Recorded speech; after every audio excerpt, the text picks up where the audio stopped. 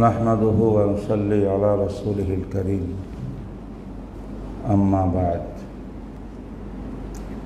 फ़अऊज़ु बिल्लाहि मिनश शैतानिर रजीम बिस्मिल्लाहिर रहमानिर रहीम लक़द कान लकुम फ़ी रसूलिल्लाहि उस्वतुन हसनह लिमन कान यर्जुल्लाह वल यौमल आखिर व ज़करल्लाह कसीरा इन्नका हमीदुम मजीद। अल्लाहुम्मा बारिक अला मुहम्मद व अला आलि मुहम्मद कमा बारकता अला इब्राहीम व अला आलि इब्राहीम इन्नका हमीदुम मजीद। बुखारी शरीफेर प्रथम दरस इफ्तिताही गतकाल आरम्भ हये गेছে। आमी सेखाने किछु आम कथाबार्ता बोलेছিলাম। सर्वशेष कथा जेटा छिलो सेटा हलो आमादेर कौमी मदारेसेर भितरे सोमवार बुधवार এই दिवसगुलोर भितरे सबक आरम्भ करार এই एहतेमाम आमादेर आकाबिररा किसेर भित्तिते करेन ताई ना। आजके किछु नसीहत सबक नेওয়ার आगे এই নসিহতগুলো আকাবেরিন করেছেন, আমরাও করি। মকসুদ হলো আল্লাহ পাক আমাদের সকলকে এই নসিহতগুলোর উপরে আমল করার তৌফিক দান করেন। প্রত্যেকটি নসিহত সন্ন্যাক করে লেখার মতো। এইগুলো ছাড়া আমাদের এলেমের কোনো বরকত কোনো ফায়দা অর্জিত হবে না। এক নম্বর নসিহতটা হলো দাওরায়ে হাদিস। এটা দারসে নিজামির সর্বোচ্চ আখেরি শেষ বছর। এই বছরে হাদিস ছাড়া অন্য কোনো ফন পড়ানো হয় না। ইতিপূর্বে মিশকাত পর্যন্ত 1 ঘন্টায় হাদিস, 1 ঘন্টায় তাফসির, আর 1 ঘন্টায় ফিকহ, আর 1 ঘন্টায় আকীদা, আর 1 ঘন্টায় আদব, বিভিন্ন ফনের কিতাব আমরা পড়েছি। তোমরা তো এটা অবশ্যই জানো উলুমে আলিয়া আর উলুমে আলিয়া, একটা আইন দিয়া আর একটা হামজা দিয়া। হামজা দিয়া উলুমে এটা হলো উলুমে শরীয়তকে বোঝার জন্য যে এলেমগুলো বাধ্যতামূলক, যে এলেম না হলে উলুমে শরীয়ত বুঝতে সক্ষম হব না। এইগুলো আমাদের দর্শে নিজামিতে একবারে শুরুর থেকে হাদিস তাফসির আসার আগ পর্যন্ত আমরা পড়ে আসছি। নাহু, সরফ, বালাগাত, আদব যা কিছু পড়ছি এগুলা উলুমে আলিয়া হামজা দিয়া। আর একটা হচ্ছে উলুমে আলিয়ায়ে শরঈয়া। উলুমে আলিয়ায়ে শরঈয়া 3টি। একটি হলো কোরআন, কোরআনের উলুম মানে তাফসির। আর একটা হলো হাদিস, আর একটা হলো কোরআন হাদিসের মাগজ যাকে হয় ফিকহ। তাফসির, হাদিস, ফিকহ, এই 3টার প্রত্যেকটির একটা উসুল আছে, নীতিমালা আছে, যেটা বড় গুরুত্বপূর্ণ। যেমন উসুলে তাফসির, তাফসির বোঝার জন্য যে নিয়ম নীতি, জাওয়াবেত কাওয়ায়েদ আমাদের বুজুর্গানে দিন লিখে গেছেন, এটার নাম উসুলে তাফসির। উসুলে তাফসির ছাড়া জীবনে কেউ তাফসির বুঝবে না। আর একটা উসুলে হাদিস। উসুলে হাদিস শারহে নুখবাতুল ফিকির, মুকদ্দমে মিশকাত, মুস্তালাহ হাদিস বিভিন্ন নামে আছে। এইগুলো ছাড়া ফন্নে হাদিস কেউ বুঝতে পারবে না। আর একটা উসুলে ফিকহ, যেটা আমরা উসুল শাসিক থেকে, নুরুল আনওয়ার থেকে বিভিন্ন কিতাব পড়ে আসছি। উসুলে ফিকহ ছাড়া ফিকহ কেউ আয়ত্ত করতে পারবে না। মূল এলেম ৬টা হয়েছে: তাফসীর, হাদিস এবং ফিকহ প্লাস উসুলে তাফসীর, উসুলে হাদিস, উসুলে ফিকহ। এই ৬টা এলেম হইল উলুমে আলিয়ায়ে শরঈয়া। এই ৬টা এলেম হইল মূলত কোরআনের এলেম, আসল কোরআনের এলেম। এইগুলো বোঝার জন্যে ৯-১০ বছর পর্যন্ত আরও বিভিন্ন ফন বিষয়ের কিতাব আমরা পড়ে এসেছি। ওই কিতাবগুলো উলুমে আলিয়া, আলিফ দিয়া, হামজা দিয়া। আর এই ৬টা হলো উলুমে আলিয়া, আইন দিয়া এবং শরঈয়া।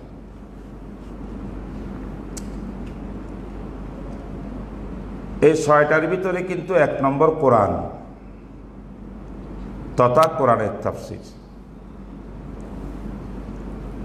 আমরা দরসে নিজামির সর্বশেষ সর্বোচ্চ জমাত যে দাওরায়ে হাদিস, এই দাওরায়ে হাদিসে কোরআনের তাফসীর নেই, ১ নম্বরটা নেই। এখানে ২ নম্বরটা আছে, হাদিস, তাই না? তো এখন কেউ প্রশ্ন করতে পারে, আপনাদের মুরব্বীরা দরসে নিজামি কাওমি মাদ্রাসা সিলেবাসে সর্বোচ্চ দাওরাতুল হাদিস দিয়া কেন শেষ করলো? দাওরাতুল তাফসীর দিয়া শেষ করা উচিত ছিল। প্রশ্ন হতে পারে কিনা? এটার কারণ হলো সূরাতুল কিয়ামার মধ্যে একটি আয়াত তোমাদের সামনে আছে। রসুল পাক সাল্লাল্লাহু আলাইহি ওয়াসাল্লামের কাছে যখন আল্লাহ পাক জিবরিলকে পাঠিয়ে কোরআন পড়াইতেন, আল্লাহ পাক জিবরিলকে কোরআনের আলফাজ প্রদান করে দিতেন। জিবরাইল কোরআনের আলফাজ রিডিংকে নবীর সামনে তেলাওয়াত করি শোনাইতেন। রাসূলুল্লাহ সাল্লাল্লাহু আলাইহি ওয়াসাল্লাম এই তেলাওয়াত শুনিয়া এটাকে হেফজ করি কলবে ধারণ করিয়া পরবর্তীতে রসুল নিজে এটা তেলাওয়াত করে সাহাবা একরামকে শোনাইতেন, তাই না? তো যখন ওহী নাজিল হইত, কোরআন নিয়ে জিবরিল আসতেন, আমার রসুলের অবস্থা খুবই কঠিন অবস্থা সৃষ্টি হতো। বুখারী হাদিস আপনারা জানেন, একদম প্রথম পৃষ্ঠার মধ্যেই, দ্বিতীয় পৃষ্ঠার মধ্যে আছে, প্রথম পৃষ্ঠার মধ্যে, কঠিন কনকনে শীতের রাত্রে যদি ওহী নাজিল হওয়া আরম্ভ হইত, আম্মা আয়েশা বলেন, ফাইন্না জাবিনাহু ইয়াতাওয়াসসাতু আরাকান, রসুলের ঘাম পসিনার দ্বারায় শরীর ভিজে যাইত। এমন কঠিন অবস্থা, ওহি বহনের অবস্থা, সেই মুহূর্তে যদি রসুল আবার প্রথম খেয়াল করতেন, যদি আমি কোনো একটা শব্দ, কোনো একটা আয়াত বলে যাই তাহলে সর্বনাশ হয়ে যাবে। নবী আলাইহিস সালাতু ওয়াস সালাম এটাকে হেফজ করার জন্য বারবার আয়াত রিপিট করতেন, মুখস্থ করতেন না? এতে কষ্ট আরো ডাবল হয়ে গেল কিনা? এক তো ওহির বার, ওজন, এটার কষ্ট, আর একদিকে এই অবস্থার ভিতরে আবার মুখে হেফজ করার কষ্ট। আল্লাহ পাক সুবহানাহু ওয়া তাআলা তখন আয়াত নাযিল করছেন সূরা কিয়ামত, লা তুহাররিক বিহি লিসানাকা লিতা'জালা বি ইন্না আলাইনা জামআহু ওয়া কুরআনা ফাইযা ক্বারানাহু ফাত্তাবি কুরআনা সুম্মা ইন্না আলাইনা বায়ানা। এই আয়াতটি বুঝিল, অনেকে আয়াতটাকে সঠিকভাবে বুঝতে পারে না। আল্লাহ পাক কি বললেন, হুজুর আপনি মুখস্থ করার জন্য আপনার হোঁটকে ঠোঁটকে সঞ্চালন করার কোনো প্রয়োজন নাই। লা তুহাররিক, লিসান বলছেন, জবানকে আপনি নাড়াচাড়া করার কোনো প্রয়োজন নেই। তার মানে আপনি চুপ থাকবেন, কিছু বলবেন না। জিবরাইলকে পাঠাইছি, জিবরাইল আপনাকে তেলাওয়াত শোনাবে, মনোযোগ সহকারে আপনি শুনবেন। ফাইজা কারানাহু ফাত্তাবি কুরআনা, এটা নিসবতে মাজাজি। এখানে পড়াইতেছেন, তেলাওয়াত শোনাইতেছেন জিবরাইলে, আল্লাহ পাক বলেন আমি পড়াইতেছি, আমি শুনাইতেছি, বুঝেন নাই? ফাইজা কারানাহু ফাত্তাবি কুরআনা, আপনি এই তেলাওয়াতটাকে অনুসরণ করেন, মনোযোগ সহকারে শুনেন, শ্রবণ করেন।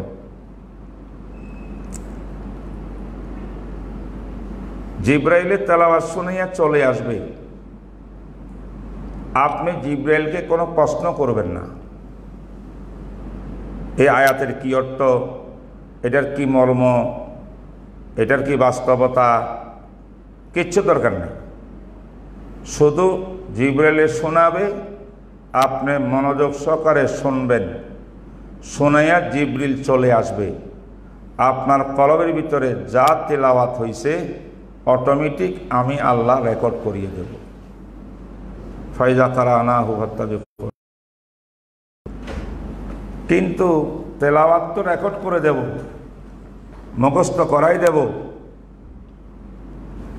এই কোরআনের মর্ম, মাদলুল, অর্থ, ব্যাখ্যা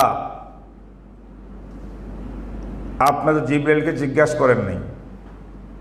জিবরাইল তো আমার কালামটা শুধু পড়ে দিল, আপনার কলবে রেকর্ড হয়ে গেল। আল্লাহ বলেন সুম্মা ইন্না আলাইনা বায়ানা, মনোযোগ সহকারে শুনুন। আমি আল্লাহর দায়িত্বে, এই দায়িত্ব আমার, আমি এই কোরআনকে আপনার উপরে খুলে দেব। কোরআনকে কি করবেন? খুলে দিবেন। খুলে দেওয়ার অর্থ কি? কোরআনের এই আয়াতের ভিতরে কি আছে, তার মানা কি, মাফহুম কি, এখান থেকে কি কি মাসলা বের হচ্ছে, এখান থেকে কি কি শিক্ষা আপনার গ্রহণযোগ্য, সব কিছু তাফসির, ইস্তেমবাত, মাসাইল, তাফহিম, সব কিছু আমি আল্লাহ নিজে আপনাকে দিয়ে দেব। এটা দায়িত্ব আমার। এই কথাটা বুঝছো কিনা? এবার তোমরা বলো তো, কোরআন তো জিবরাইলের তেলাওয়াত করি রেকর্ড করাই দিলেন রসুলের কলবে। কোরআনের তাফসির, ব্যাখ্যা, বয়ান, তাফহিম আল্লাহ যে দায়িত্ব নিলেন, কোথায় নিলেন, কিভাবে নিলেন? আল্লাহ আয়াতের তাফহিম কেমনে করলেন, কই? কথা বুঝে না কেউ? প্রশ্ন আসে কিনা? এটার সংক্ষেপ জবাব হইল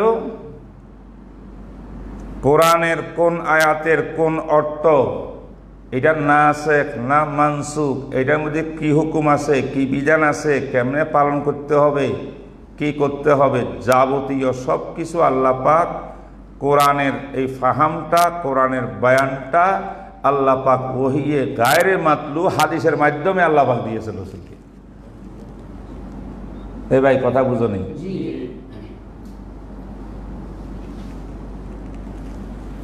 এই আয়াতটি হলো হুজ্জিয়তে হাদিসের দলিল। কিসের দলিল? হাদিস দে শরীয়তের হুজ্জত, ডকুমেন্ট।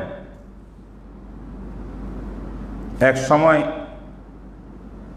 এক বাতিল ফিরকা ছিল যারা বলতো ইয়াকফিন আল কোরআন, কোরআন আমার জন্য যথেষ্ট, হাদিস আবার কি? ছিল না ভাই? ছিল না?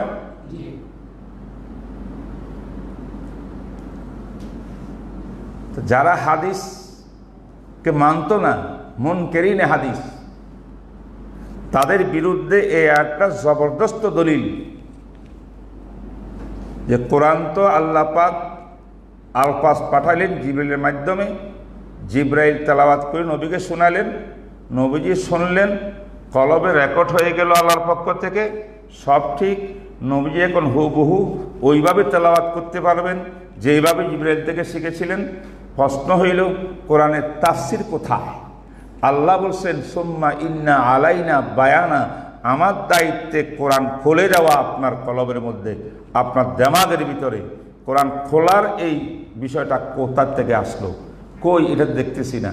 এটা জবাব হলো এটা ওহিয়ে মাতলুর মাধ্যমে নয়, এটা গায়রে মাতলু আহাদিসের আলোকে, গায়রে মাতলু ওহির মাধ্যমে আল্লাহ পাক 23 সালা জীবনের ভিতরে আল্লাহ নবীর কাছে যত ওহি পাঠাইছেন, নবী যত কথা বলছেন, আমল করছেন, তাকরির করছেন, কাউলুহু ওয়া ফাইলুহু ওয়া তাকরিরুহু, এগুলা সব হলো কোরআনের বয়ান।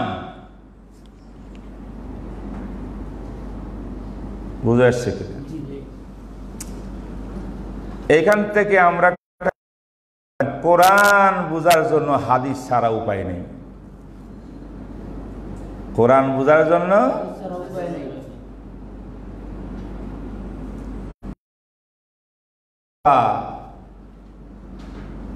নামাজ কায়েম করেন, আর কিছু কোরআনে বলে নাই নামাজ সম্পর্কে। প্রশ্ন হইল আল্লাহ তো কোরআনে আকিমুস সালাহ বলছেন, আকিমু শব্দের ব্যাখ্যা কি? সালাত শব্দের মাহিত্য হাকিকত কি? এটার কন্ডিশন কি? এটার কাইফিয়ত ধরন কি? এটার পরিমাণ কত? এটার টাইম কখন? এটা কিভাবে কায়েম করা যাবে? কোন কোন নামাজ জামাতে সহিত পড়ব, কোন নামাজ জামাত ছাড়া পড়ব, কোন নামাজের একামত আজান আছে, কোন নামাজের আজান নাই, কোন নামাজ কোন টাইমে, কোন নামাজ কয় ওয়াক্ত আরে কয় রাকাত, কোন নামাজের পড়ার পদ্ধতি কি, যাবতীয় আকিমুস সালাতের বয়ান ব্যাখ্যা আল্লাহ পাক রসুলকে ইন্না আলাই সুম্মা ইন্না আলাইনা বায়ানা খুলে দিয়েছেন। কিন্তু এই খোলাটা কোরআনের এবারতার রিডিংয়ের মাধ্যমে হয়নি, এটা শত ডজনে ডজনে হাদিসের মাধ্যমে হয়েছে। তাইলে ফাহামুল কোরআন মওকুফুন আলা ফাহামিল হাদিস,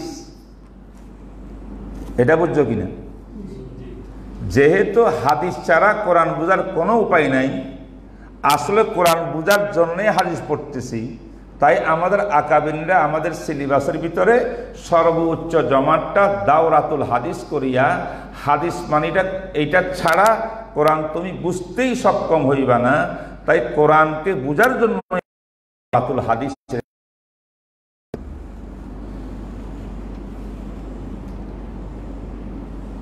সকাল বিকাল প্রাইভেট টাইমে, ঘন্টার টাইমে দাওরা হাদিসের ভিতরে যখনই ছাত্র ঢুকবে সেখানে কি পাবে? কালা রাসূলুল্লাহ সাল্লাল্লাহু আলাইহি ওয়াসাল্লাম, কালা নবী সাল্লাল্লাহু আলাইহি ওয়াসাল্লাম, কালা রাসূলুল্লাহ সাল্লাল্লাহু আলাইহি ওয়াসাল্লাম। কালা রাসূলুল্লাহ সাল্লাল্লাহু আলাইহি ওয়াসাল্লাম ছাড়া আর কোনো শব্দই নেই সেখানে, অন্য কোনো বিষয় নাই, ফল নাই, শুধু কালা রাসূলুল্লাহ।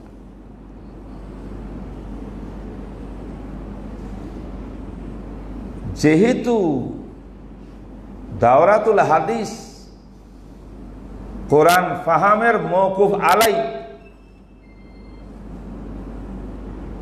আর হাদিস হইল রসুলের কথা বাণী, রসুলের আমল, রসুলের তাকরীর, সিফাত। তাইলে আমি যখন দাওরা হাদিসে ঢুকলাম,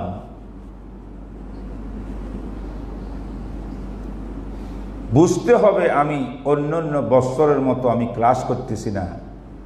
দাওরাতে ক্লাস করার অর্থ হল সবসময় রসুলের সামনে বসা আছে। হযরত আশরাফ আলী থানভী রহমতুল্লাহ আলাইহির এক খলিফা ছিলেন না, নাম শুনছো তোমরা, খাজা মারজুবুল হাসান রাহিমাহুল্লাহ। খাজা বহুত বড় শায়েখ ছিলেন, মজজুব ছিলেন। তো মজজুব হওয়ার কারণে হযরত থানভীর সঙ্গে খুব বেতাকাল্লুফি ছিল। অনেক ঘটনা আছে ওনার। ওনার শেয়ারগুলো বড় দামি, এক এক কবিতা, রূহে শরীয়ত। তিনি এই ব্যাপারে ছাত্রদের উদ্দেশ্যে বলেন, যারা হাদিস পড়ো তোমরা কি করো জানো? উনকা জিক উনকি তামান্না উনকি ইয়াদ, উনকা জিক্র উনকি তামান্না উনকি याद, वक्त कितना कीमती है आजकल, वक्त कितना कीमती है आजकल। খাজা মজজুব কি বললেন? ও ছাত্র ভাইরা, সকালে যে ঘন্টায় ঢুকলা ক্লাসে, কি করতেছ? উনকা জিকির। কার? কার? রসুলের জিকির। হাদিস মানে রসুলের।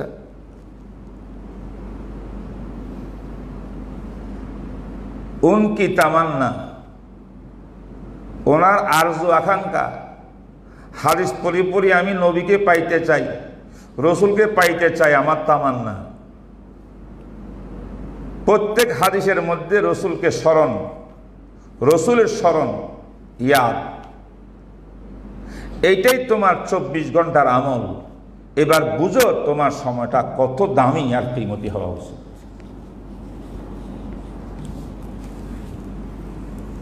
থাকবেনি মনে? উনকা জিক্র উনকি তামান্না উনকি ইয়াদ, উনকা জিক্র উনকা জিকির, उनका जिक्र उनकी तमन्ना उनकी याद, वक्त कितना कीमती है आजकल। এই জন্য প্রথম নসিহত, সময়ের মূল্য দাও,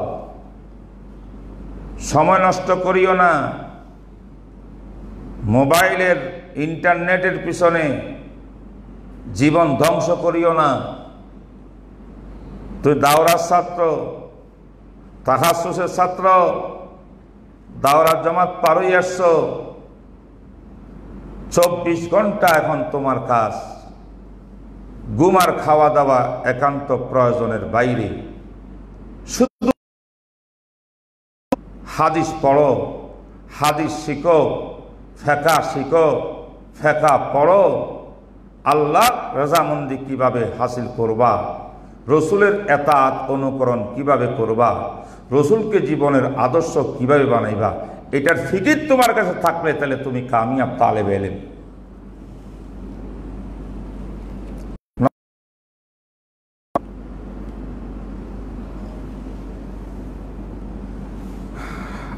আল্লাহ পাকের কাছে শুকর আদায় করো। কি শুকর জানো? যে আল্লাহ নবীজির এই আজকে আমাদের কোনো কষ্ট করতে হচ্ছে না, কিন্তু করোনা ভাইরাসের কারণে মাদ্রাসা বন্ধ, কত লেখালেখি, কত পেরেশানি।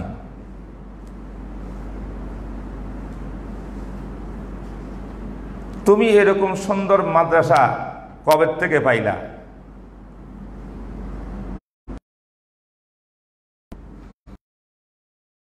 চলতেছে এসির মধ্যে বসা,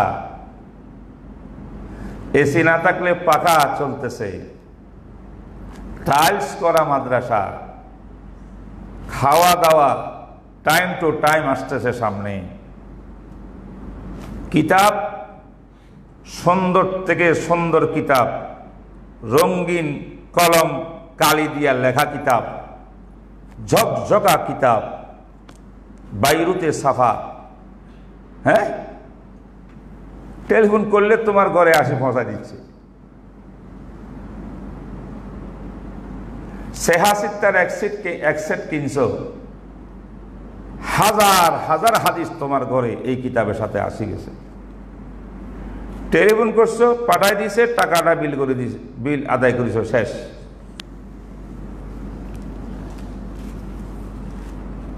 কত আরাম। যারা আজকে মাদ্রাসায় আসতে পারতেছে না বন্ধ হওয়ার কারণে, তারা ঘরে বসে বসে আজকে সবক করতেছে। আল্লাহর কি নিয়ামত! এই আল্লাহর কি নিয়ামত, কি রাহাতের সামান আল্লাহ পাক ব্যবস্থা করে দিয়েছেন আমাদের জন্য। প্রশ্ন হইল, তুমি কি শুকর আদায় করছো? এটার শুকরিয়া তখন হবে যখন তুমি অতীতের আসলাফ আকাবেরের ইতিহাস পড়বা। আমাদের আসলাফ আর আকাবেরিনরা এই এলেমটা কেমন করে শিখছিলেন। তারা কি টাইলস মোজাইকওয়ালা বিল্ডিং পাইছিল? তারা ফ্যান পাইছিল, এসি পাইছিল, এত সুন্দর সুন্দর সামনে কিতাব, এত সরু হাত?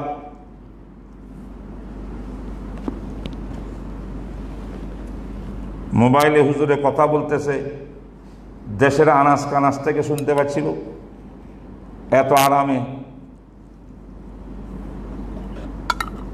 তার জন্য নবী আলাইহিসসালামের আশেক সাহাবী, সাহাবায়ে কেরামের মধ্যে মুহাদ্দিস সাহাবী হযরত আবু হুরায়রার হাদিসটা তুমি পড়ো বুখারী শরীফে। বেশ কয়েকবার ইমাম বুখারী আবু হুরায়রার ঘটনা আনছে। ঘর বাড়ি সংসার সব ত্যাগ করে আবু হুরায়রা বিছনাপত্র লইয়া নবীজির দরবারে ছাত্র হইয়া বসে রয়েছে। বিজনেসের দরকার নাই, কাজকর্মের দরকার নাই, এত এবারে বসে যদি হুজুরের হাদিসগুলো আমি সংকলন করি, হাদিসগুলো আমি পড়ি, যে পৃথিবীর একটা কুকুরকে খাওয়ায়, না খাওয়াইয়া মারে না, আমি আবু হুরায়রাকে মারবে না। আল্লাহ পাক ওনার এই তাকওয়ার পরীক্ষা নিছে। আবার দিনকে দিন না খাইয়া রয়েছে, 3 দিন খাবার নাই, নবীর সোহবতও সারে নাই, দরবারও সারে নাই, মাদ্রাসা সারে নাই, সবক সারে নাই। হাদিসে আছে কোন কোন সময় 3 দিন পর ক্ষুধার জ্বালায় মাদ্রাসার পাশে রাস্তার ভিতরে ধম করে পড়ে গেছে অজ্ঞান হইয়া। মানুষজন চলাফেরা করে দেখতেছে একজন পড়া গেছে। আমাদের দেশে মৃগী রোগ একটা আছে না? হ্যাঁ, খুব মনে হয় মৃগী রোগে আক্রান্ত হইয়া পড়ে গেছে। বর্তমানে হইলে তো বলা হইতো যে কিরে করোনা আক্রান্ত হইয়া পড়ে গেছে। তো মানুষ মৃগী রোগের চিকিৎসা ছিল স্যান্ডেল জুতা চামড়ার থাকলে এটা দিয়া গাড়ের উপরে চাপ দিয়ে রাখলে বা নাকের মধ্যে শুঙ্গাইলে কতক্ষণ হে আবার ঠিক হয়ে যায়। আবু হুরায়রার গাড়ির ভিতরে পাও রাখিয়া সাহাবায়ে কেরাম মির্গি রোগীর চিকিৎসা করছে, মনে করছে মির্গি। তিনি কি বলে জানেন? মা বি ওয়াল্লাহি ইল্লাল জু', আল্লাহর কসম আমার মির্গিটির কোনো রোগ ছিল না, আমার পেটের মধ্যে ক্ষুধাই ছিল।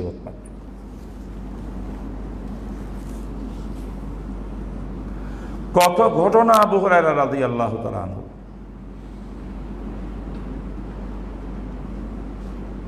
ক্ষুধার জ্বালায় চাইতে পারে না, চাওয়া নিষেধ, ভিক্ষা নিষেধ ইসলামে।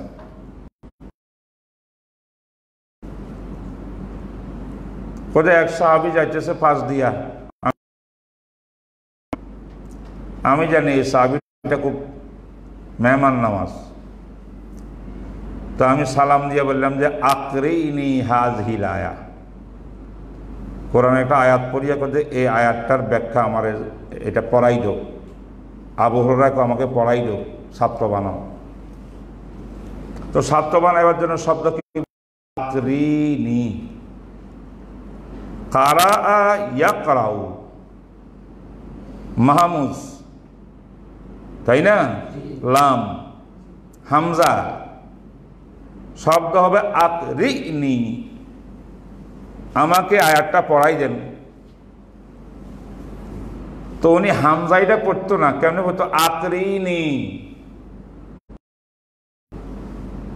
হামজাকে ইয়া বানাইল। তো যদি এটা মাহমুজ না হইয়া মতালি ইয়াই হয়,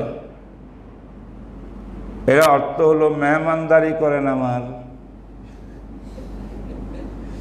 বুঝেন নাই? তো নাই, আকরিনি পরে যখন আয়াত শব্দ বলছে, আয়াতটা ওনার মুখস্থ নাই, এটা একটু, তো ওনাকে আয়াত পড়াই দিত। তো আয়াতটা শিখাইতে শিখাইতে ওই জমানার তরিকা ছিল, একজন তালেব ইলম পাইলে তাকে এলমও শিখাইতো, আদর মায়া করতো, সঙ্গে নিয়ে বাড়ি চলে যেত, যাইয়া আবার মেহমানদারি করতো, করিয়া তারপরে তালেব ইলমকে বিদায় দিত। তো এইভাবে হয়তো আবু হুরায়রা কোনো কোনো সময় কোরআন পড়ার বাহানা দিয়া জীবন বাঁচার ব্যবস্থা করছে আবু হুরায়রা।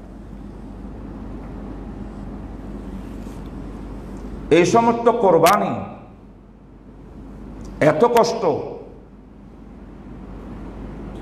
কি জন্য করছে? রসুলের এই হাদিসগুলো সংরক্ষণ করার জন্য, পড়ার জন্য। আজকে আমরাও সেই তালেব ইলম, হাদিসের তালেব ইলম, দাওরাল হাদিসের ছাত্র। আবু হুরায়রাও দাওরার ছাত্র ছিল, হাদিসের ছাত্র ছিল। ওনার জীবন কেমন আর আমাদের জীবন কেমন? আমাদের তো বোর্ডিংয়ের ভিতরে গোস্ত একটু কম দিলে গোস্তের সাথে কিছু তরকারি দিয়ে, ছাত্ররা এটার নাম ফুরাইছে, কয় এটা হলো লটারি। এই আসে কে দিছে বোর্ডিংয়ে? তাই আসলে লটারি দিছে। তো লটারি পরিবেশটা তো মানুষে বুঝবে না, মানে সেখানে গোস্তের টুকরা কারো পাত্রে পড়বো, কারো প্লেটে পড়বো না। তো এটা লটারির মতো হয়েছে, এটার নাম রাখছে লটারি। তুমি এখানা পাইয়ে এটাকে লটারি বলি মজাক করো। আবু হুরায়রা তো 3-4 দিন 5 দিন পর্যন্ত খাবারও পায়নি।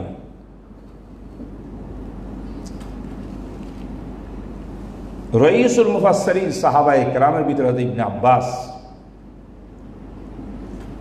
তিনি বলেন আমার 10 বছর বয়সে আমার নবীজি ইন্তেকাল হয়েছে।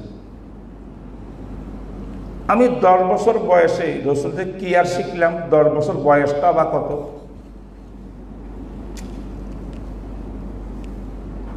আল্লাহ পাক মেধা দিয়েছিলেন, 10 বছরে ইবনে আব্বাস অনেক কিছু নবীর থেকে শিখছে। জবাব দেয় না, ইবনে আব্বাসের জবাব দিতে হচ্ছে। তারপরেও তো সব এলেম তো শিখে এই বয়সে সম্ভব না। রসুলের ওফাতের পরে আমি পেরেশান হয়ে গেলাম, মাথায় হাত দিয়ে বসে রইলাম, হায় হায়, আমি এলেম, নবী তো আর দুনিয়াতে নেই। সিদ্ধান্ত নিলাম রাসূলুল্লাহ সাল্লাল্লাহু আলাইহি ওয়াসাল্লামের সাহাবীদের ভিতরে যারা যারা বড় বড় আলেম, বহুদিন রসুলের সংস্পর্শ, তারা যে যেখানে আছে সেখানে গিয়ে আমি ওদের থেকে হাদিস গ্রহণ করব। এই হাদিস পড়ার জন্য ইবনে আব্বাস মাদ্রাসায় বসে থাকতে পারেন নাই, দূর দূর পর্যন্ত সফর করছেন এক এক মুহাদ্দিসের কাছে এক একটা হাদিসের জন্য। ইবনে আব্বাস রাদিয়াল্লাহু তাআলা নিজে বলছেন, কোনো কোনো সময়, অনেক সময় এরকম হয়েছে, কঠিন গরম, আরবের গরম, লু হাওয়া চলতেছে, হাওয়াটা মুখের মধ্যে লাগলে জ্বলতে থাকে, চামড়া পোড়া যায়, এটা লু হাওয়া। আল্লাহ আমাদের বাংলাদেশকে এই এরিয়ার দেশগুলোকে আল্লাহ পাক এরকম গরম থেকে হেফাজত করছে। পাকিস্তানেও কিছু কিছু আছে লু হাওয়া। সফর করে গেছি হুজুরের দরবারে, যাইতে যাইতে আমি পৌঁছতে পৌঁছতে জোহরের পর হইয়া গেছে। দরজার সামনে যাইয়া শুনলাম হযরত আরাম করতেছেন, কায়ুলা করতেছেন। তারা তো খানা অনেক জোরের আগে খেয়ে ফেলতেন, গাদা খানা খেয়ে নামাজ পড়তেন, নামাজ পড়ে কায়ুলা করতেন। আমি উঠাই নাই, দরজার সামনে বসে গেছি। বাতাস প্রবাহিত হচ্ছে, লু হাওয়া, হাওয়ার সাথে ধুলাবালি আমার মাথার চুলতে নিয়ে পাওয়া পর্যন্ত। অনেক সময় ধুলাবালির কারণে চেনা যাচ্ছিল না আমাকে। এই কঠিন গরমও আমি সহ্য করতেছিলাম। এইভাবে বসতে বসতে বসতে আসরের আগে হযরত উঠছেন, আসরের নামাজের তৈরি নিছেন। দরজা খুলছে, আমাকে দেখল, চমকি উঠল, ইয়া ইবনা আম্মি রাসূলিল্লাহ, ইবনে আব্বাস নাকি, রসুলের চাচাতো ভাই এখানে? হুজুর, আমি আপনার কাছে একটা হাদিস পড়তে আসছি। কখন আসছেন? 3 ঘন্টা হয়েছে। কেন আমাকে উঠাইলেন না? কেন এখানে কষ্ট করলেন? বলছেন, হুজুর উঠাই না, এই জন্য আমি তো রসুলের চাচাতো ভাই হিসাবে আসিনি আপনার কাছে, আমি আসছি তালেবে এলেম, ছাত্র বনিয়া, আপনি আমার শিক্ষক। শিক্ষককে আরামগাহ থেকে উঠানো এলেমের জন্য হইলেও এটা ওস্তাদের শানে গোস্তাকি, ওস্তাদকে কষ্ট দেওয়া, এটা নবীর তরিকা না। এই জন্য উঠেছে। এরপরে তাদের ভিতরে নিয়ে গেছেন, প্রেস ট্রেস হইয়া তারপরে হাদিস শুনাইছেন। একটু বসেন, আপ্যায়ন করি না। আবার ঘোড়া যেটাই নিয়ে গেছিল যানবাহন, এটা হয়ে গেছে মদিনার পথে। আমি বসবো না, কারণ আমি তো এই হাদিসের জন্য আসছি। বসিয়া আপনার মেহমানদারি কবুল করলে 3 দিন পর্যন্ত, তখন আমার এখলাস নষ্ট হয়ে যাবে। আমি তো এটা হাদিসের এলেমের জন্য আসছি, সেটা হয়ে গেছে আমার। এই হাদিসটা আমার প্রয়োজন ছিল, হাদিসের জন্য আসছি। এইভাবে ওস্তাদের আদব রক্ষা করিয়া তিনি রইসুল মুফাসসিরিন হয়েছেন ইবনে আব্বাস। হযরত জাবের রাদিয়াল্লাহু তাআলা আনহুর কাহিনী হাদিসের কিতাবের মধ্যে বহুত প্রচুর। ১৫০০ কিলোমিটার মদিনা শরীফ থেকে সিরিয়া, ১৫০০। এখন তো কত সুন্দর রোড, তখন রোড গাঢ় ছিল না। একটা হাদিসের জন্য, 2টা হাদিসের জন্য মদিনা শরীফ থেকে সফর করে মুলকে শামে গেছেন, সে মুহাদ্দিস থেকে হাদিস নিয়ে আবার সোজা মদিনা ফিরে আসছে।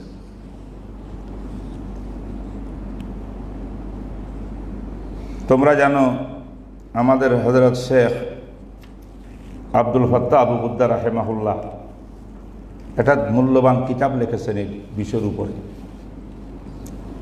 সাফহাতুন মিন সাবরিল উলামা আলা শাদাইদিল ইলমি ওয়াত তাহসিন। ওলামারা কত ধৈর্য ধরেছেন, কত কষ্ট সহ্য করেছেন তাহসিলে ইলমের জন্য, ইলম হাসিল করার জন্য। এটা পড়লে বুঝবা আকাবেরদের অবস্থা। একেবারে তরু তাজা আমাদের উপরের বুজুর্গদের ওয়াকিয়া হযরত রশিদ আহমদ গঙ্গুহি রহমতুল্লাহ আলাইহি। গঙ্গুহি সাহেব গঙ্গুর মধ্যে এখন মাদ্রাসা হয়েছে।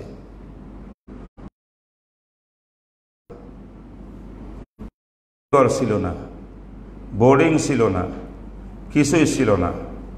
হাজার হাজার ছাত্র যাইতেন শুধু হযরতের কাছে হাদিস পড়ার জন্য। হযরত মসজিদে নামাজ পড়তেন, মসজিদের পিছনে একটা খালি জায়গা, ছাত্রকে বলতেন যে তোমরা এখানে জমায়েত হও। হযরত গেলেন, সেখানে সবক পড়াচ্ছেন। ছাত্ররা কোথায় থাকে? কেউ মসজিদে, কেউ এলাকার কোনো মসজিদে, কেউ কোনো আত্মীয় স্বজনের বাড়িতে, কেউ জায়গির রয়েছেন, কেউ গাছের তলায় রয়েছেন, গাছের নিচে লাকড়ি দিয়া নিজেরা পাক করে করে খাইছেন, আর হযরতের দরবারে আসিয়া পড়ছেন। এটা এই হিসাবে জমানোর কথা। বাহরহাল সামান্য ঝলক তোমাদের কাছে পেশ করলাম যে আমাদের আকাবেরিনরা এই হাদিস পড়ার জন্য, হাদিস পাওয়ার জন্য কত মেহনত, পরিশ্রম, কষ্ট উঠাইছেন। এইগুলা স্মরণ করে করে বর্তমানে আমরা যে আরামে আল্লাহ পাক আমাদেরকে রাখছেন। আপনি কোন কিতাব চান? মক্তবায়ে শামেলা কম্পিউটার টিপ দেন, হাজার হাজার কিতাব চলে আসবে। কত আরাম!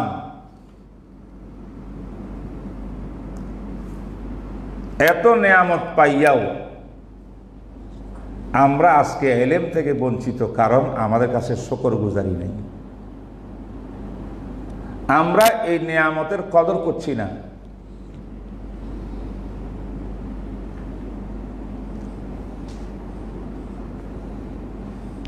সব রেডি,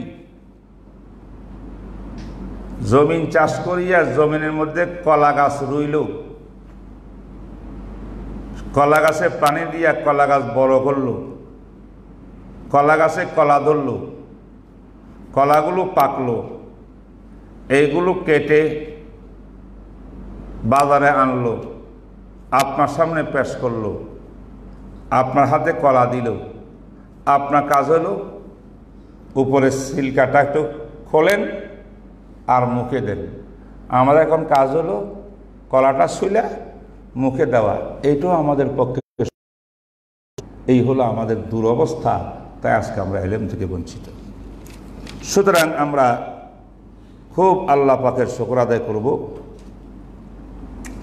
এটা হলো 2 নম্বর নসিহত। 3 নম্বর উপদেশ, কালকে একটু টাচ দিয়েছিলাম। কোরআন, হাদিস, তাফসীর, ফিকহ, উলুমে শরীয়তের এই ইলমগুলা কিন্তু সাধারণ জাগতিক শিক্ষার মতো নয়। মুখস্থ করবেন আর পরীক্ষা দিবেন, এটা না। বরং এইটা হলো নূরুন মিনাল্লাহ, আল ইলমু নূরুন। ওহির ইলম নূরে নবুয়ত, নূরে এলাহি। এই ইলমটা আমার আর আপনার কাছে আসতে হলে জাগতিক শিক্ষার্থীদের মতো নোট বই পড়লে আর মুখস্থ করলে ঘরে বসি বসিয়া তোমার কাছে ইলম আসবে না। এই এলেম আসবে না। এই এলেমের জন্য প্রয়োজন হলো রুজু ইলাল্লাহ, এনাবত ইলাল্লাহ, যে আল্লাহ মুতি হাকিকি দাতা।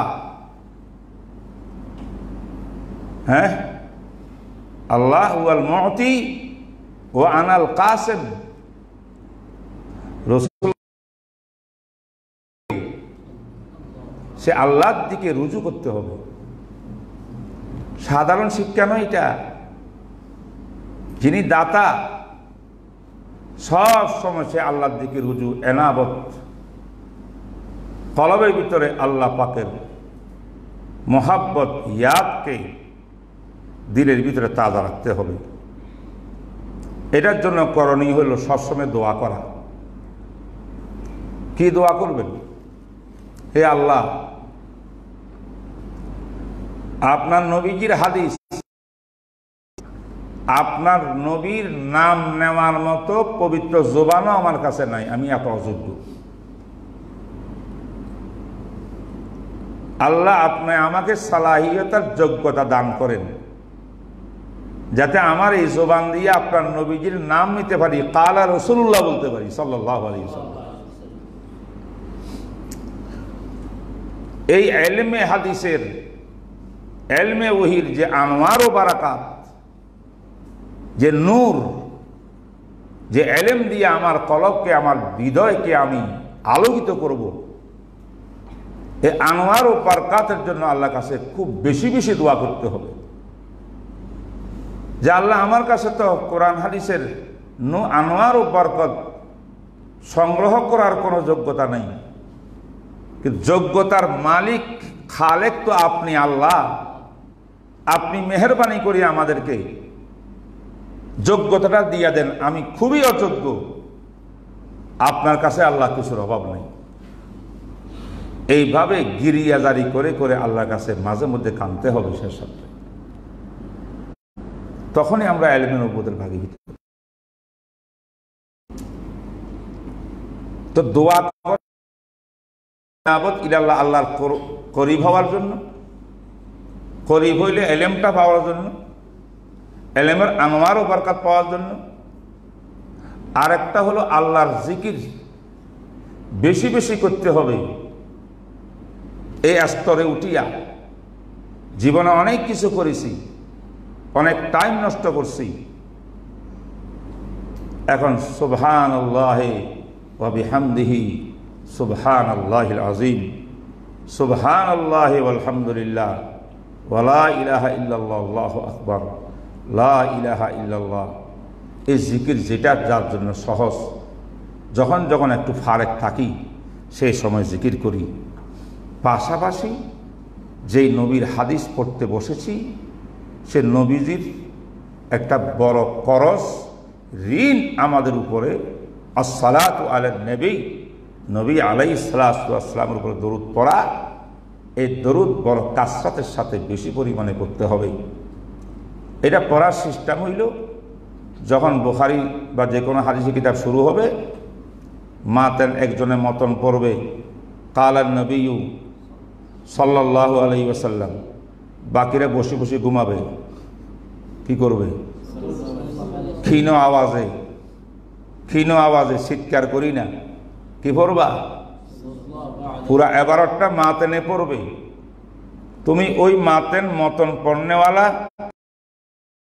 হওয়ার পরে তুমি আস্তে আস্তে কি পড়ো? সাল্লাল্লাহু আলাইহি ওয়াসাল্লাম।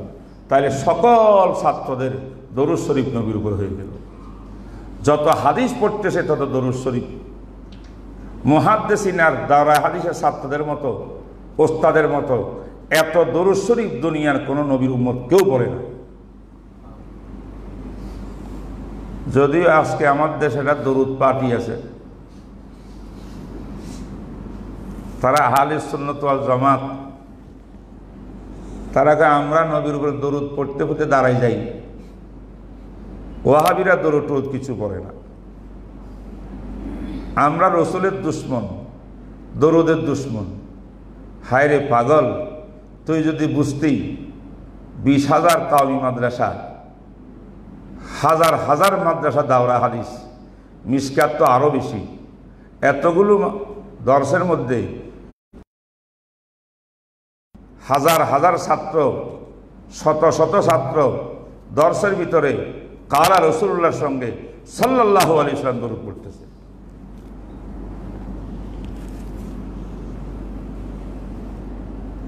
আর তুমি কে দরুদ পড়ি না আমরা? হ্যাঁ, দরুদ তোমারটা পড়ি না। সালা দুনিয়া রাসূলুল্লাহ আলাইকুম, সালাবুনিয়া হাবিবাল্লাহ আলাইকুম, ইয়া নবী সালাম আলাইকা, এগুলো পড়ি না। এইগুলো তোমাদের বানানো। আমরা নবীজির দেওয়া, আল্লাহর দেওয়া সেই দরুদ পড়ি। দরুদ আমরা বেশি করে পড়ব। এটা হলো ইলমের নূর, আমার কাছে আনোয়ার ও বরকত আসার জন্য রাস্তা ক্লিয়ার করলাম, হামওয়ার করলাম। আল্লাহর নৈকট্য অর্জন করা, বেশি বেশি দোয়া, আল্লাহর নামের জিকির, রাসূল উপরে দুরূদ শরীফ। কটা কাজ? 3টা কাজ। তোমরা জানো আল্লামা হাফেজ ইবনু হাজার আসকালানি, এইটা বুখারী শরীফের বিখ্যাত ব্যাখ্যা গ্রন্থ ফাথুল বারীর লেখক।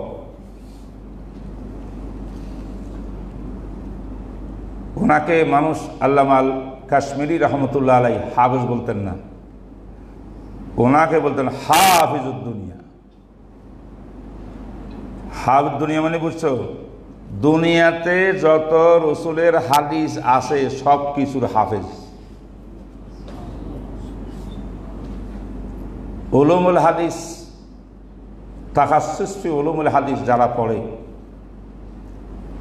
উলুমুল হাদিসের মেন কাজ হইল রেওয়ায়াত, রেওয়ায়াতে হাদিস। রেওয়ায়াত হাদিস বুঝছো?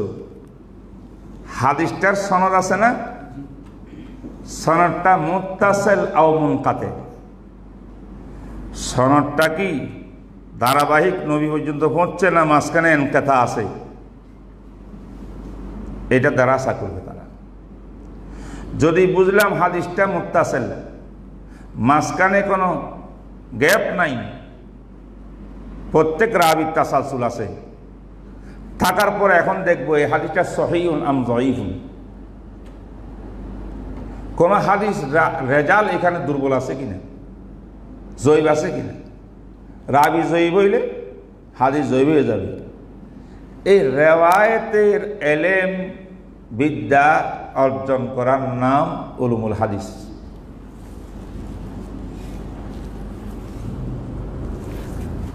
এই উলুমুল হাদিসের প্রকার,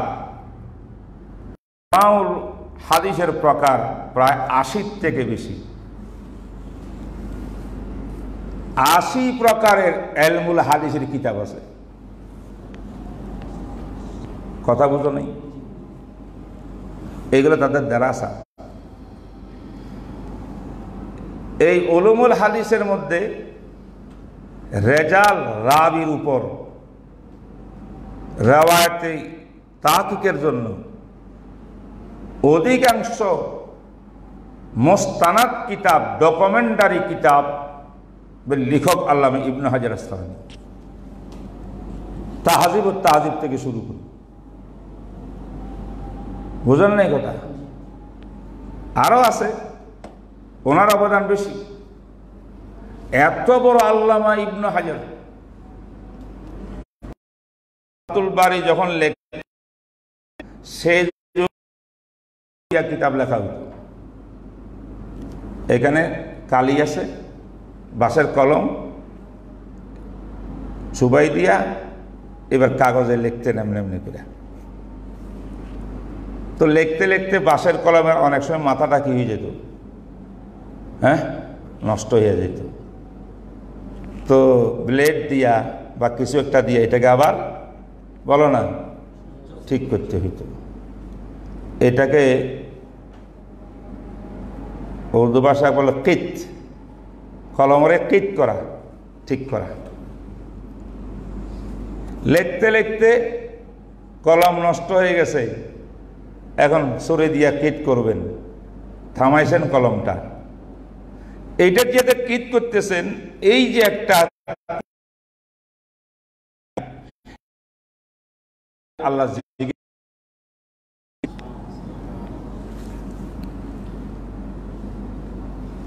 এইভাবে তাদের মধ্যে এনাবত ইলাল্লাহর ব্যবস্থা ছিল, তাই তারা পুরা দুনিয়া বিখ্যাত মুহাদ্দিস হয়েছে।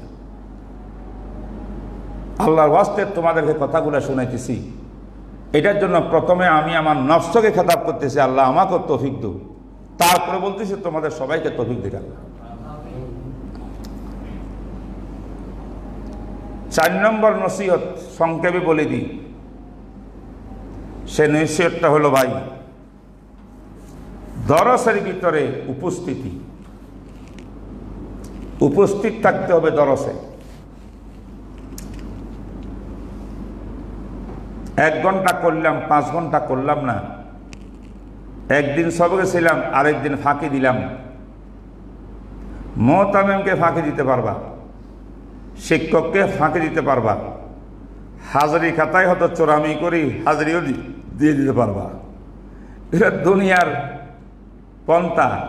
বা ক্ষতিটা কার করতেছ? তুমি নিজের ক্ষতি নিজে করতেছ। দরসে হুজুরি এত গুরুত্বপূর্ণ। আজীব একটা কথা আমার উস্তাদে মুহতারম মুফতিল আলম মুহাদ্দিসুন নাকিদ হযরত আল্লামা হযরত মুফতি তকি উসমানী দামাত বরকাতুহুল আলিয়া, তিনি সবকে বলতেন আমাদেরকে। কি বলতেন?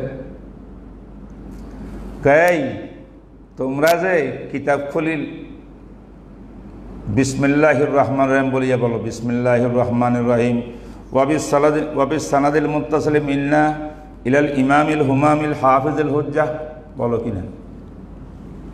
সংক্ষেপ করলে কি বলো? ওয়াবিহি কালা হাদ্দাসানা। বুঝছো? ওয়াবিস সানাদিল মুত্তাসিলিম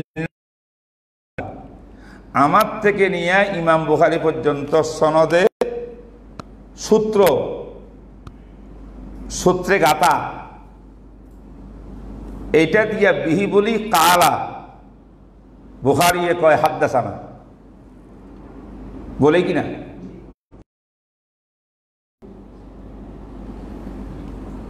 এটার মর্ম হইল ইসলামের বৈশিষ্ট্য দুনিয়ার ভিতরে আল্লাহ পাক অন্য কোন ধর্ম দেয় নাই, ইসলাম দিয়েছে।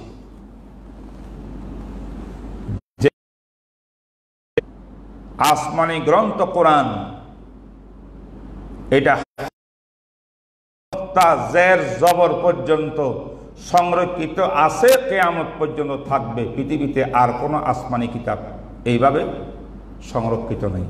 ওয়া ইন্না লাহু লাহাফিজুন, এটা কোরআন। কোরআনের যে বয়ান ব্যাখ্যা গায়রে মাত্রর মাধ্যমে আমার নবী বলছেন, নবীর 23 সালা নবুয়তি জীবনের যত কাউল ফেল আমল তাকরির আছে, প্রত্যেকটি কিয়ামত পর্যন্ত আল্লাহ রহমতে সংরক্ষিত থাকবে।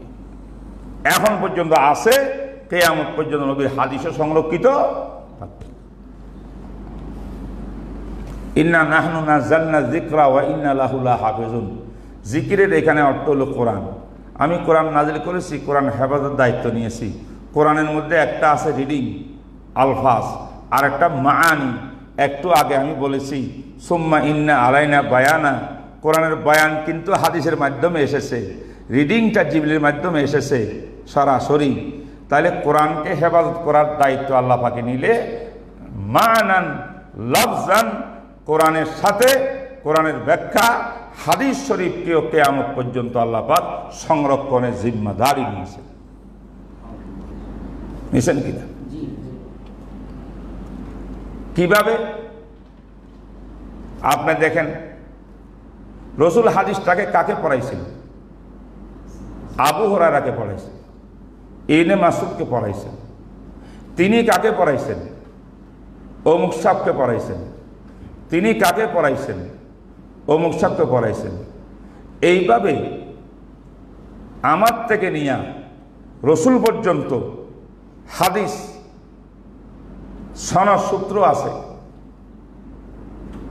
প্রত্যেকটি সূত্রের রাবির জীবনী আসমায়ে রেজাল কিতাবে লেখা আছে, কোনটা শেখা কোনটা শেখা না।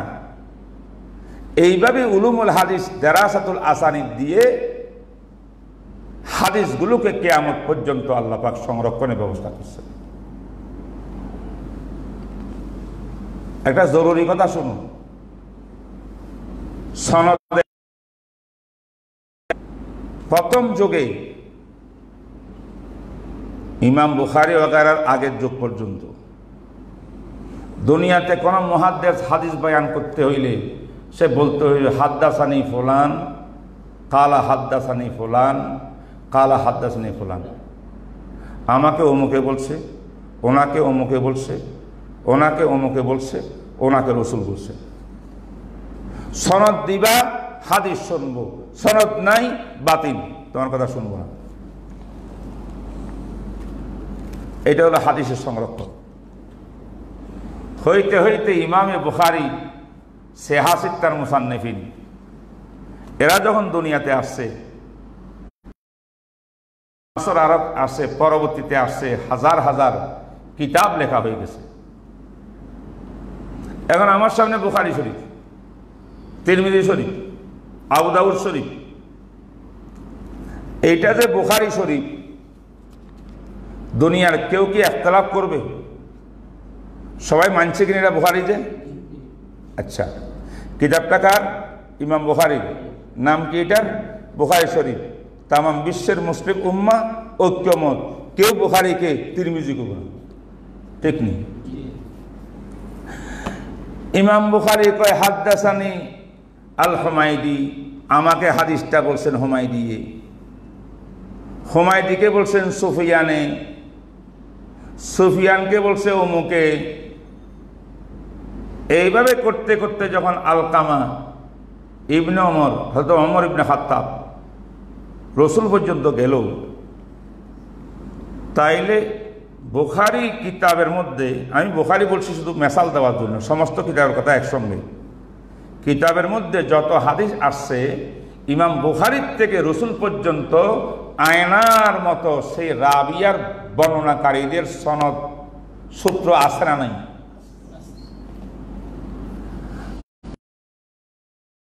থেকে জানে এটা বুখারী শরীফ, জানে কি না? তাইলে এই সমস্ত হাদিসের কিতাব লিখিত হওয়ার পরে বুখারী, মুসলিম, তিরমিজি, আবু দাউদ, নাসাই, সুনান দারমি, ইবনে মাজাহ, তারপরে বাইহাকি ইত্যাদি ইত্যাদি, এইগুলা দুনিয়াতে আসার পরে এখন আর মুসলমানদেরকে কোনো মুহাদ্দিস যদি হাদিস বলে, তাকে এই কথা জিজ্ঞাসা করার দরকার না, এই তুমি সূত্র বয়ান করো, তুমি হাদিসটা কার থেকে শুনছো, উনি কার থেকে শুনছে, উনি কার থেকে শুনছে, এটার বয়ানের দরকার নাই। শুধু যে হাদিস বলবে সে বলতে হবে রাওয়াহুল বুখারী, রাওয়াহু মুসলিম, রাওয়াহু তিরমিজি, আখরাজাহু আবু দাউদ। উনি শুধু কিতাবের রেফারেন্স দিলে তাইলে ওই কিতাবটা তো সবাই চিনে, সবাই মানে, সব মানুষ ইত্তেফাক। তাহলে উনি শুধু কিতাবের রেফারেন্স দিলে ওনার দায়িত্ব শেষ হইয়া যাবে। কিতাব পর্যন্ত মাঝখানে যে 20 থেকে 25টা ওয়াস্তা রাবি আছে, এগুলোর নাম ধরে ধরে ধরে ধরে হাদিস বয়ান করার সময় বলার দরকার নাই। বুঝতে পারছো না কথাটা? আগে ছিল কিনা প্রয়োজন? কখন থেকে প্রয়োজনীয়তা উঠে গেল? হাদিস মাতবু ছাপাইয়া দুনিয়াতে আসার পর আর দরকার নেই। এখন দরকার কোনটা? বুখারীর হাওয়ালা দেওয়া। তুমি যদি মুহাদ্দিস হও, হাদিসের তালেব ইলম হও, তোমার দায়িত্ব এখন বুখারী শরীফ ইন্নামাল আমালু বিন্নিয়াত থেকে কালিমাতানে হাবিবাতানি ইলা রহমান পর্যন্ত পুরা হাদিসগুলো পড়া। কথা বুঝো? কার কাছে? ওস্তাদের কাছে। কেন? যদিও ইমাম বুখারীর পরে প্রত্যেক মুহাদ্দিসের রাবীর নাম বলার এখন আর প্রয়োজন নাই, বুখারী বললে চলে। কিন্তু সবচেয়ে বড় বরকত হইল বুখারী পর্যন্ত হাদিসটার সূত্র যেমন করে আসছে, বুখারীতে লেখা আছে, সে বুখারীর থেকে ইমাম বুখারীর থেকে হাদিসটা কে পড়ল, ওনার থেকে হাদিসটা কে পড়লেন, আমি আজকে কেমনে পাইলাম, আমার থেকে নিয়ে ইমাম বুখারী পর্যন্ত এখানেও সূত্রে গাথা আছে না নাই?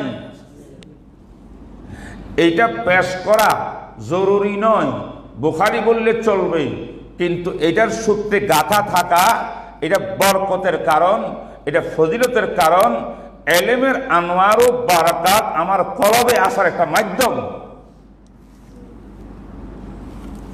পারলাম না বুঝাইতে? না পারছি? তাহলে আপনি যদি বুখারী পড়েন, আপনি আপনার সনদকে ইমাম বুখারী হইতে, যদিও এই সনদটা জাতির কাছে পেশ করতে আপনি বাধ্য নয়, আপনি রাহুল বুখারী করলে চলে, বরকত কিন্তু এটার সূত্র থাকার মধ্যে, ঠিক না বেঠিক? তাই আমি বুখারী শরীফের হাদিসগুলো কার থেকে পড়লাম, আমি আমার ওস্তাদের কথা বলতে পারবো, আমার ওস্তাদ ওনার ওস্তাদের কথা বলতে পারবে। এইভাবে বায়া সিরিয়াল হইয়া আমাদের থেকে শাহ আব্দুল গনি মুজাদ্দিদি রহমতুল্লাহ আলাইহি পর্যন্ত, এটা হলো সনদের একটা পাক।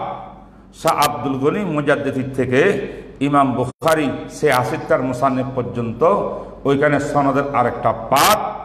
আর বুখারী, তিরমিজি, আবু দাউদ কিতাবের মুসান্নিফ থেকে নিয়ে রসুল পর্যন্ত সূত্র, এটা আরেকটা পাক। আমাদের হাদিসের সূত্রগুলা সনদগুলো কয় পাঠে বিভক্ত? ৩ পাক। তুমি যদি আমার কাছে বুখারী পড়ো, তো তোমার সূত্র আমাকে হইয়া শাহ আব্দুল গনি পর্যন্ত যাবে। শাহ আব্দুল গনি সাহেব সনদের একটা কিতাব লিখে দিয়ে গেছেন দুনিয়ার বুকে, আল ইয়ানিউল জানি ফি আসানিদি শেখ আব্দুল গনি কিতাব লিখছেন। অর্থাৎ শাহ আব্দুল গনি রহমতুল্লাহ আলাইহি থেকে উপর পর্যন্ত, রসুল পর্যন্ত, মানে কিতাবের মুসান্নিফ পর্যন্ত প্রত্যেকটি ওস্তাদের, রাবীর, মুহাদ্দিসের জীবনী সহ সেখানে সব লিখে দিয়ে গেছেন। এই কিতাবের নাম কি? আল ইয়ানিউল জানি ফি আসানিদি শেখ আব্দুল গনি। কথা বুঝো নাই? তাহলে আমাদের দায়িত্ব শাহ আব্দুল গনি পর্যন্ত সনদ ঠিক করা, জব্দ করা। বাকিটা তো ওনার আল ইয়ানিউল জানির মধ্যে আছে। কথা বুঝে না? ইয়ানে মানে ফল, জানিউন মানে নামানো ফল, পাকা ফল, পাড়া ফল। জানিউন ফাইলুন বেমানা ইসমে মফুল, মজনিউন অর্থাৎ গাছের থেকে আম পাকা একজনে গাছের থেকে নামাইয়া আপনার সামনে পেশ করছে, এটার নামে জানিউন। রোতাবান জানিয়া কোরআনে আছে, মারিয়াম আলাইহিস সালামকে যে রোতাব দিত খেজুর, জানিয়ান পাড়া। তো এইটা হলো ফল। কেমন ফল? তোমার হাত। ওনার পরবর্তীতে হযরতে মুফতি শফি রহমতুল্লাহ আলাইহি, মুফতি আজম, তিনি শাহ আব্দুল গনি রহমতুল্লাহ আলাইহির পরবর্তী যারা শাগির্দ ছিলেন, কাসেম নানুতুবি, রশিদ আহমদ গঙ্গুহি, এই বড় কেবারে উলামা, এনাদের শাগির্দ থানবী, হযরত আশরাফ আলী থানবী, হোসেন আহমদ মাদানী, আরও যারা যারা আছেন, শিব্বির আহমদ ওসমানী, শেখুল হিন্দ আছেন না, এই নিচের মুফতি শফি সাহেবের থেকে নিয়ে শাহ আব্দুল গনি পর্যন্ত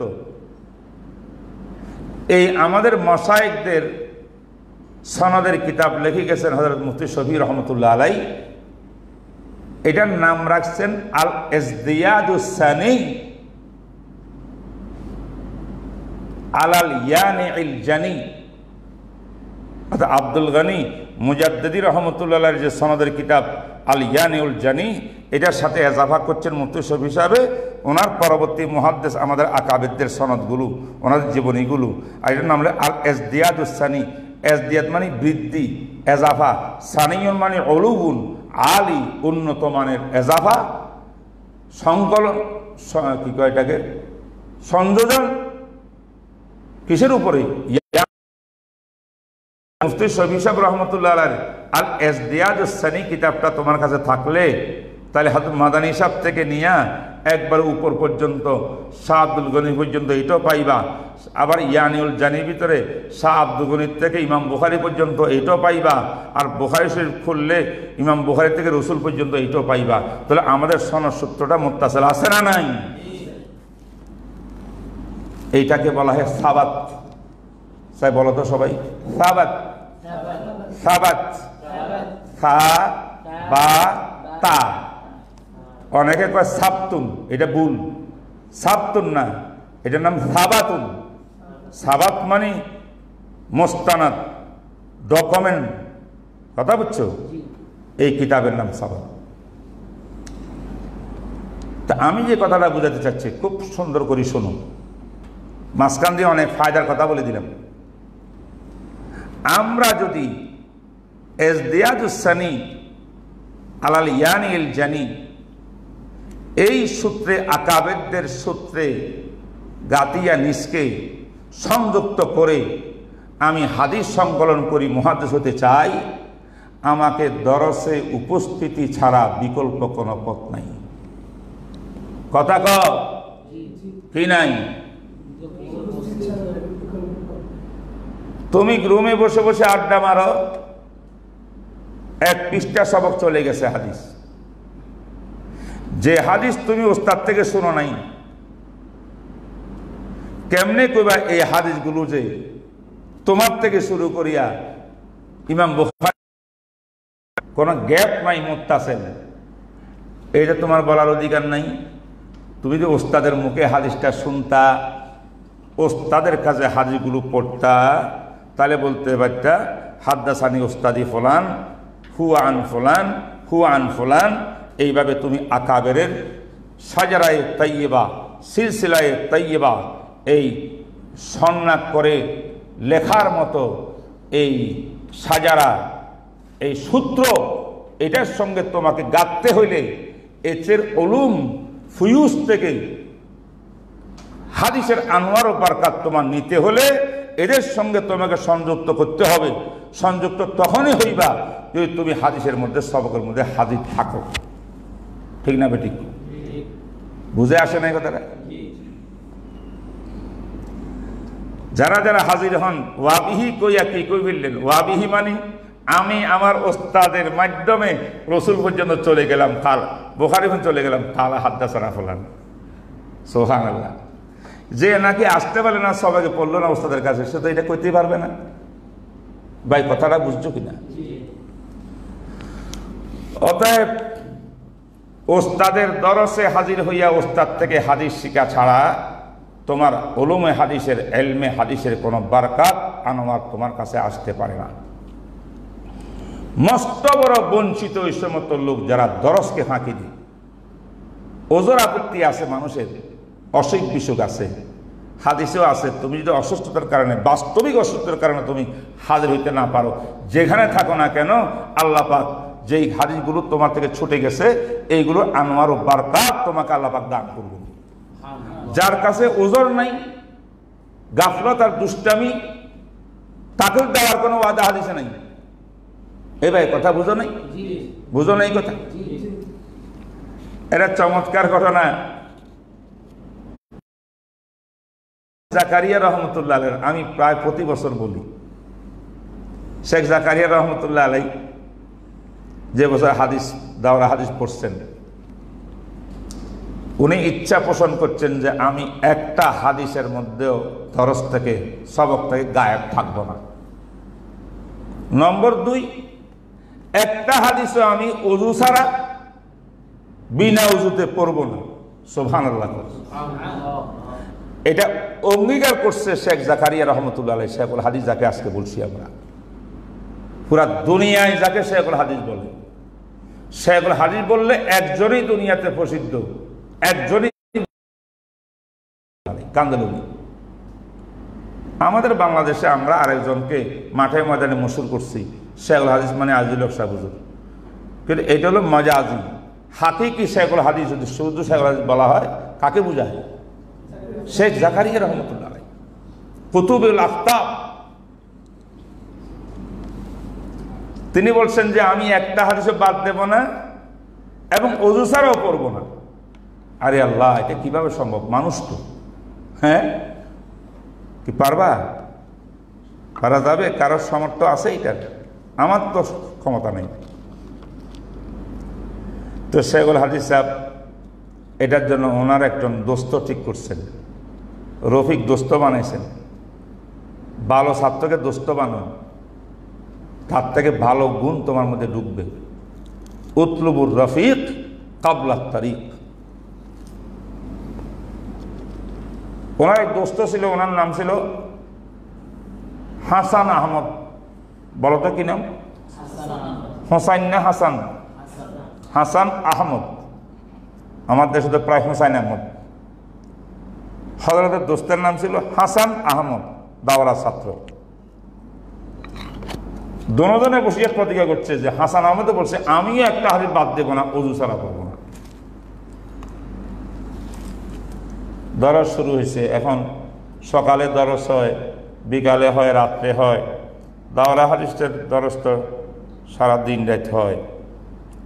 বসতে বসতে বসতে বসতে ফজরের ওযু দিয়া কি মিয়া সবাই এশার নামাজ পড়তে পারে? মাঝে মধ্যে ওযু এসেঞ্জা ছুটি যায়, প্রয়োজন হয় না? হয় না? হ্যাঁ, উনি তো অঙ্গীকার করছে যে হাদিসে ছুটতে পারবে না এবং ওযু ছাড়াও পড়বেন না। ওযু ছুটি গেলে তখন কি হবে? দরস চলবে, দরস বন্ধ থাকবে না। তারা কন্ট্যাক্ট করছে যে শেখুল হাদিস সাহেব বলেন আমার যদি কোনো ওযুর দরকার হয়, দোস্ত তোমাকে একটু আঙ্গুল দিয়ে ইশারা করবো, ইশারা করি আমি উঠে যাব, তৎক্ষণিক তুমি ওস্তাদকে একটা এশকাল এতরাজ করে দিবা। ওস্তাদকে বলবা ওস্তাদজি ওই মাস্টারটা কেমন, এই ব্যাপারে আপনার মতামত কি? আমি হুজুরের জবাব দিব, ভাই এই ব্যাপারে মতামত আমার এটা। দেখলা যে উনি মতামত দিতে, এখন আমি আসি নাই উজু করি, এসেঞ্জা করি, তো তুমি বলবো যে আপনার মতামত এরকম হলে কি হবে, আরেকজন শেখের মতামত তো আরেক রকম, তো ওনার কি দলিল? এইভাবে কথা বলতে বলতে বলতে বলতে এলিমের চর্চা হবে, সবক বন্ধ থাকবে, ওদিকে শেখুল হাদিস জাকারিয়া সাহেব উজু করি আবার চলিয়ে আসতে পারবেন। সুবহানাল্লাহ। এইভাবে পুরা বছর কাটছে, একটা হাদিসের শেখুল হাদিস সাহেবের বেলা ওযু নাগা যায় নাই। প্রত্যেকটি হাদিস ওযু সহকারে ওস্তাদের কাছে তেলাওয়াত করছে, তারপরে তিনি শেখুল হাদিস হয়েছে। একদিনের ঘটনা,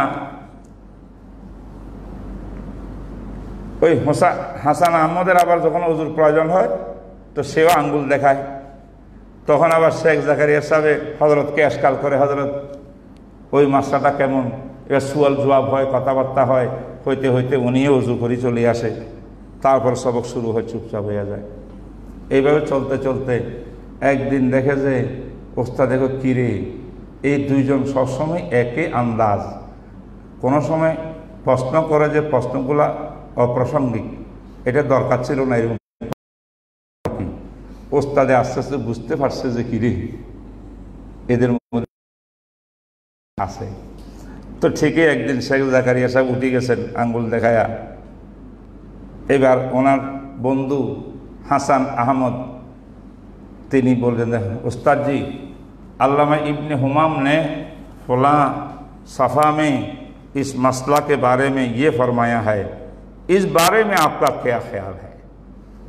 भाई पढ़ते से बुखारी शरीफ इब्ने हुमामुर फातुल कदीरेर आबारत একটা কই এটা উনি কি করলে একটা আমাকে বুঝাই দেন, এরকম একটা প্রশ্ন করছে। तन उस्ताद तखन बुझे बुझे को भाई छोड़ो इब्ने हुमाम को, तुम भी आराम से रहो, मैं भी थोड़ा सा इस्तिराहत कर लेता हूँ, तुम्हारे दोस्त जकारिया आ जाए फिर सबक शुरू हो जाए। এখন থেকে ওস্তাদও এখন আর কি করতেছে না, মানে নিছে। এইটা পড়াইতে পড়াইতে ক্লান্ত হয়ে যায়। আজিজ ছাত্র যারা মান্নত করছে, আহাত করছে যে পুরা বছর বাউজু হাদিস শুনবে, তাই ওস্তাদ তাদের জন্য রেহায়ত করছে। এখন থেকে আর এসকাল করা লাগে না, এমনি ছুটি দিয়ে দে কিসের জন্য, যাও ওযু করি আসো। এইভাবে আমাদের বুজুর্গরা এলমে হাদিস শিখছেন, বারাকাত নিয়েছেন। তাই আমার আজিজ তালাবারা, সময় অনেক হয়ে গেছে। আমি আজকে শুধু কয়েকটি নসিহত শোনাচ্ছি তোমাদেরকে। আরেকটা বড় নসিহত হলো, ভাই আমাদের হাদিসের দরসের ভিতরে অনেক তাকরীর হবে, আলোচনা হবে। এক এক হাদিসের উপরে দীর্ঘ কতক্ষণ কথা হবে। অধিকাংশ ছাত্ররা হাদিসের ব্যাখ্যা, বিশ্লেষণ, তাকরীর গুলোকেই সবচেয়ে বড় আসল মনে করে। তাকরীর করা কেন, সময়ের অভাবে বলতে পারতেছি না, আর একটু বুঝাই বলতাম তোমাদেরকে। ফন্নে হাদিসের দুইটা হিস্সা, দুইটা অংশ। একটা অংশ দেরায়েত, একটা অংশ রেওয়ায়েত।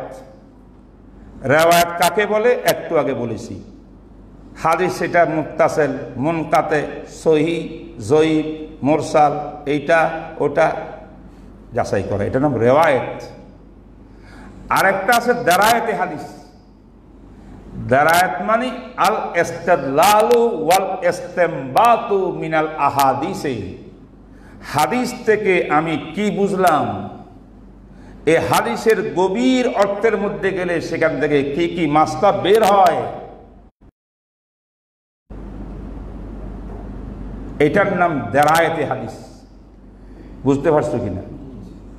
বুখারী, মুসলিম এই দুই কিতাবের মধ্যে তো রেওয়ায়েতে হাদিস পড়ানোর দরকার নেই, আছে নাকি? রেওয়ায়েতে হাদিস মানে তো বুখারী মুসলিম তো আসাহু কিতাব বাদা কিতাবিল্লাহ, সহিহাইন বলা হয়। মুসলিমও সহি, বুখারীও সহি। আপনি এটা সনদের মধ্যে কি দেরাসা করবেন? আপনি বাকি চারটা কিতাবের মধ্যে করতে পারেন, সেটা ব্যাপারে কোনো সনদ নেই।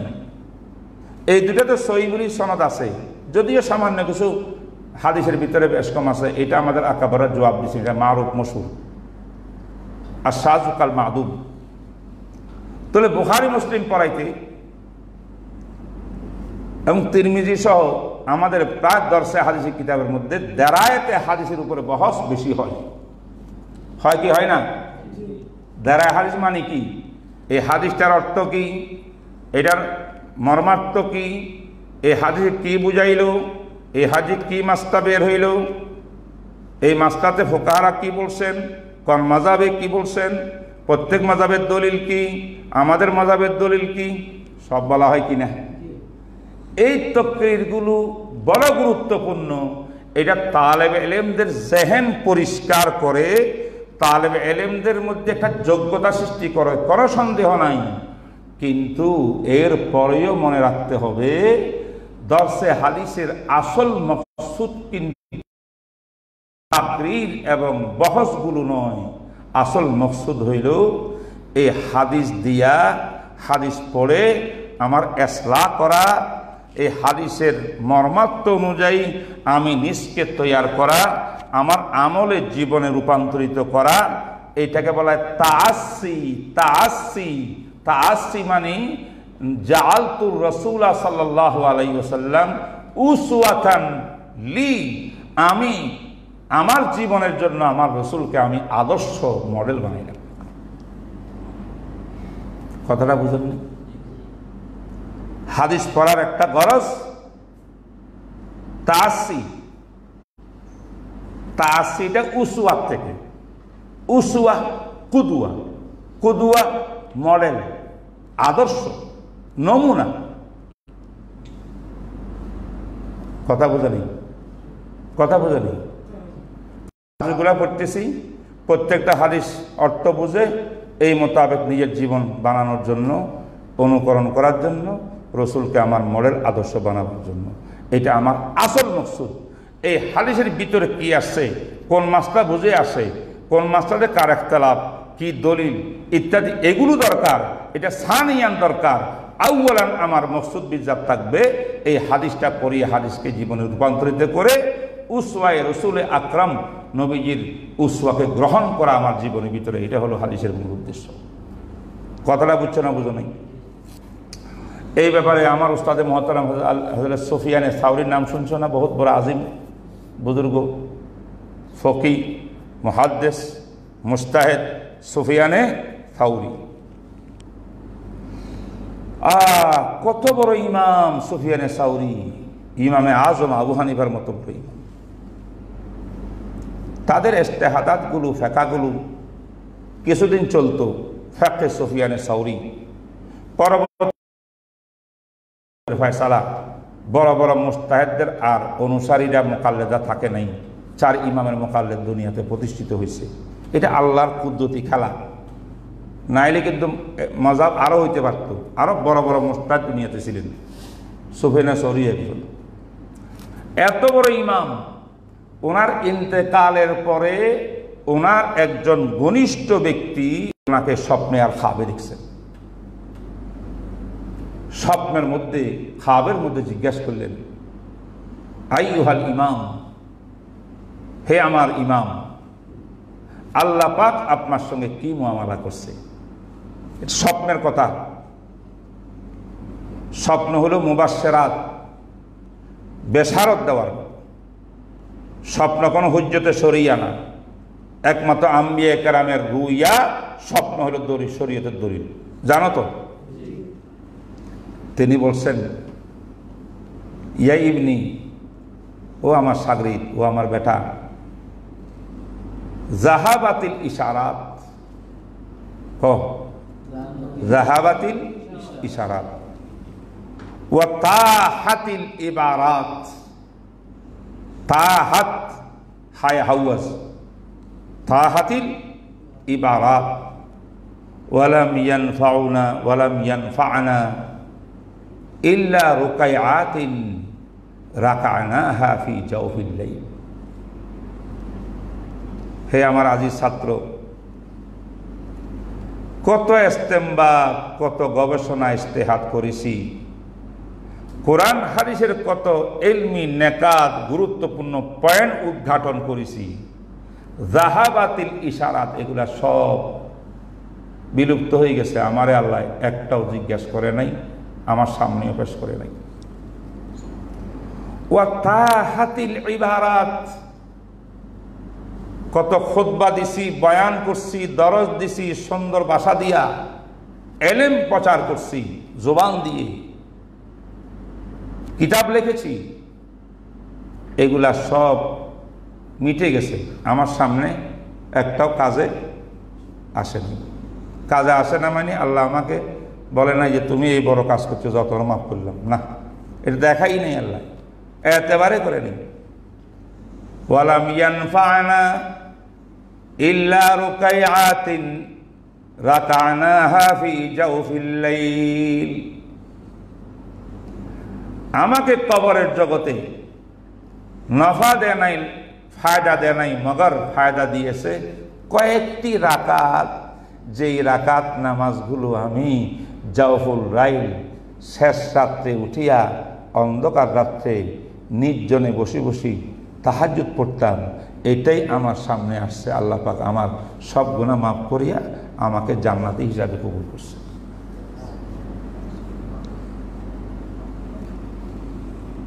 কথা বলছেন কিনা? তাহলে হাদিস কেন পড়ব? শুধু তাকরীর বহস মুখস্থ করা, পরীক্ষা দেওয়া, এটার জন্যে না, আমল করার জন্য? সুফিয়ানে সাউরির এই ইতিহাস আমাদের চিরকাল ইয়াদ রাখা দরকার।